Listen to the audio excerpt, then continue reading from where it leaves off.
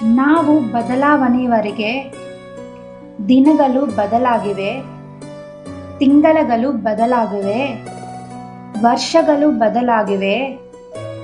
ನಮ್ಮ ಜೀವನದಲ್ಲಿ ಯಾವುದೇ ಬದಲಾವಣೆ ಆಗುವುದಿಲ್ಲ.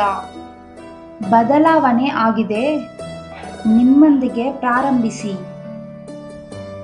ನಮಗೆ ಜನ್ಮ ನೀಡಿದ ಪೋಷಕರು, ಅವರು ನಮಗೆ ಏನು ಮಾಡುತ್ತಿದ್ದಾರೆಂದು ಯೋಚಿಸುವುದನ್ನು ನಿಲ್ಲಿಸಿ.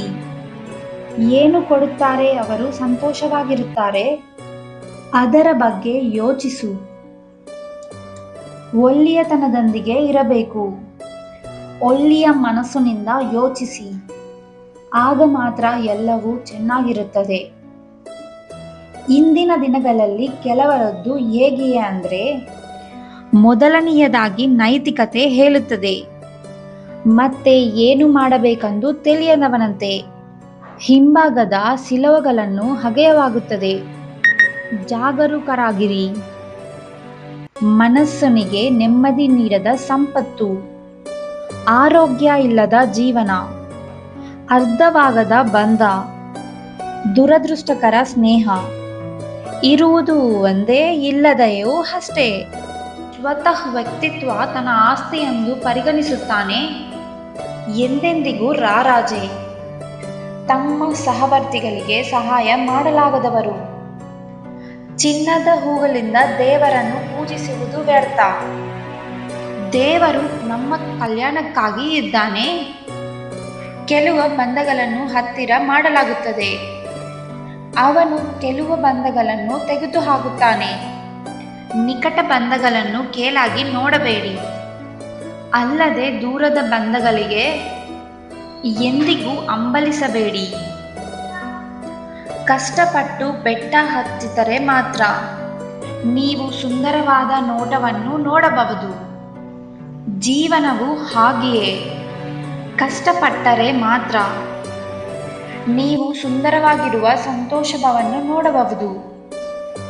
ನಿಮ್ಮ ಜೀವನಕ್ಕಾಗಿ ಯಾವುದೇ ಸಂಖ್ಯೆಯ ಸಾಹಸಗಳನ್ನು ಮಾಡಿ, ಆದರೆ ಇತರರ ಜೀವನವನ್ನು ನಾಶ ಮಾಡಲು ನೀನೇನು ಕಾರಣನಲ್ಲ ಆಗಬೇಡ. ಹಿಂದಿನದನ್ನು ಯೋಚಿಸಿ, ಭವಿಷ್ಯವನ್ನು ಹಾಳು ಮಾಡುವುದು ಮೂರ್ಖರ ಲಕ್ಷಣ. ಕೈ ಜಾರುತ್ತದೆ ಪ್ರತಿ ನಿಮಿಷವೂ. ಭೂಮಿಯ ಮೇಲೆ ಯಾವುದು ಸಂಪತ್ತು ಹಿಂತಿರುಗಿಸಿಲ್ಲ. ಸಮಯ ವ್ಯರ್ಥ ಮಾಡಬೇಡಿ. ಕತ್ತಲೆ ಕಪ್ಪು ಎಂದು, ಬೆಳಕು ಬೆಲೆಯೆಂದು ಎಲ್ಲರಿಗೂ ಗೊತ್ತು, ಆದರೆ ಹೋರಾಡಿದರೆ ಮಾತ್ರ ಗೆಲ್ಲಲು ಸಾಧ್ಯ. ಕೆಲವರಿಗೆ ಮಾತ್ರ ಗೊತ್ತು. ಮನುಷ್ಯನ ಹುಟ್ಟಿನಿಂದ ಸಾವಿನಡೆಗೆ ಪ್ರಯಾಣ. ಜೀವನ ನೋಡಿದರೆ ಇಲ್ಲಿ ಎಲ್ಲವೂ ಅದ್ಭುತವಾಗಿದೆ ಅಲ್ಲವಾ? ನಿಮ್ಮ ಶತ್ರುವೆಲ್ಲ ಮೇಲೆ ಕೋಪಗೊಳ್ಳಬೇಡಿ.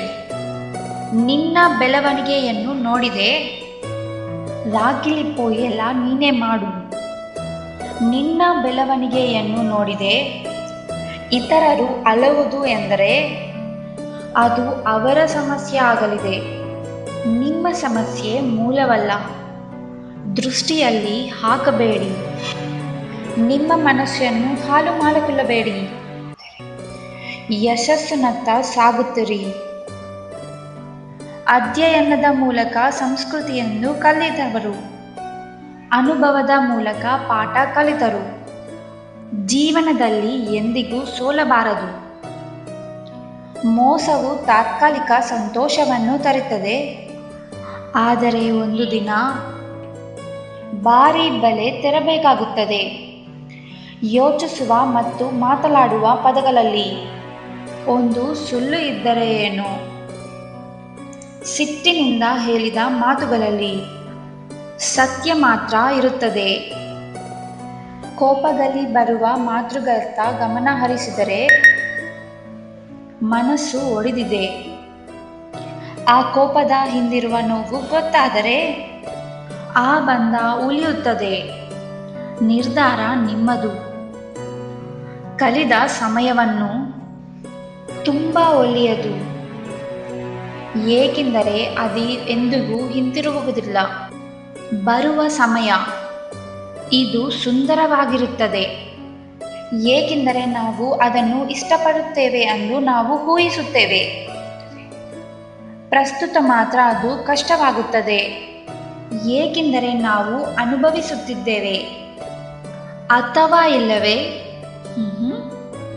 ಜೀವನದ ಕಟು ಸತ್ಯ ಏನಂದ್ರೆ, ಎಲ್ಲರ ಬಗ್ಗೆ ಯೋಚಿಸುವ ಅವರು ತುಂಬ ಬಳಲುತ್ತಿದ್ದಾರೆ. ನಮಗೇಕೆ ಹೇಗೆ ಯೋಚಿಸುತ್ತೀರಿ? ಅವರು ಸಾಕಷ್ಟು ಸಮಚಿತ್ತರಾಗಿದ್ದಾರೆ. ಅರ್ಥವಾಯಿತು ಅನಿಸುತ್ತದೆ.